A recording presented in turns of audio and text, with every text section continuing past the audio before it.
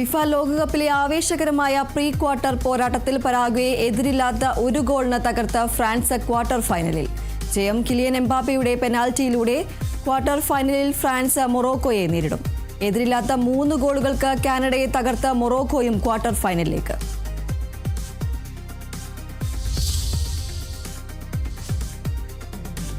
സംസ്ഥാനത്ത് ഇന്നും മഴ തുടരും. ഇന്ന് കോഴിക്കോട്, കണ്ണൂർ, കാസർഗോഡ് ജില്ലകളിൽ യെല്ലോ അലർട്ട്.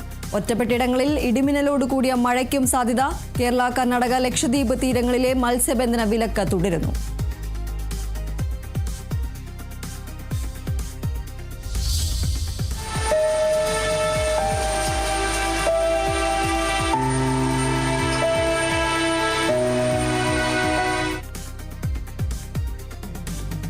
അടുത്ത യാത്രാ ദുരിതത്തിൽ മലപ്പുറം നിലമ്പൂരിലെ 4ഓളം ആദിവാസി ഉന്നതിയിലുള്ളവർ. വർഷങ്ങളായി ചാലിയാറിന് അക്കരെ എത്താനുള്ള ഏക ആശ്രയം അപകടാവസ്ഥയിലുള്ള താൽക്കാലിക നൂൽപ്പാലം. ജീവൻ പണയം വെച്ച് ഇതുവഴി യാത്ര ചെയ്യുന്നത് കുട്ടികളും സ്ത്രീകളും രോഗികളും അടക്കമുള്ളവർ. 2018 മഹാപ്രളയത്തിൽ നടപ്പാലം തകർന്നിട്ടും അധികൃതരുടെ ഭാഗത്തു നിന്നും യാതൊരു നടപടിയും ഉണ്ടാകുന്നില്ലെന്ന് ആരോപണം.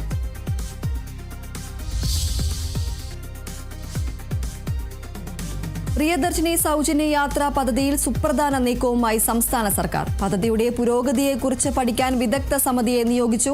പദ്ധതി നടപ്പിലാക്കിയതിലൂടെ സ്വകാര്യ ബസ് മേഖലയ്ക്ക് ഉണ്ടായ പ്രശ്നങ്ങളെക്കുറിച്ചും സമിതി വിശദമായി പഠിക്കും. പ്രിയദർശിനി പദ്ധതി വന്നതോടെ വരുമാനം കുത്തനെ കുറഞ്ഞുവെന്ന് ബസ് ഉടമകൾ.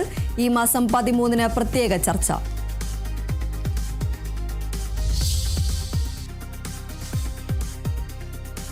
ഇറാൻ മുൻ പരമോന്നത നേതാവ് ആയത്തുള്ള അലി ഖമനേയുടെ സംസ്കാര ചടങ്ങുകളെക്കുറിച്ച് വിവാദ പരാമർശവുമായി US പ്രസിഡന്റ് ഡൊണാൾഡ് ട്രംപ്.